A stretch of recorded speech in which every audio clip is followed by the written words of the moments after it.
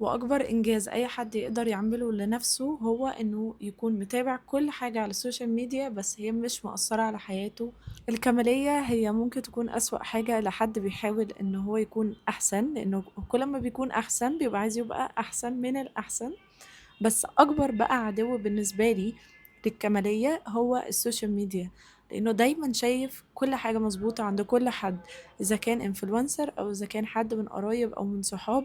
محدش بيظهر الجزء السيء في حياته. أنا بعمل الفيديو ده عشان أفكركم وأفكر نفسي إن السوشيال ميديا هي جزء بسيط جدا جدا جدا من حياة أي حد، وأهم حاجة ناخد منه الجزء اللي يشجعنا أو يلهمنا في حياتنا إن احنا نكون أحسن، لكن لو هيحسسنا بأي حاجة سلبية فنبعد عنه خالص. وأكبر إنجاز أي حد يقدر يعمله لنفسه هو إنه يكون متابع كل حاجة على السوشيال ميديا بس هي مش مؤثرة على حياته ولا مؤثرة على طريقة تفكيره.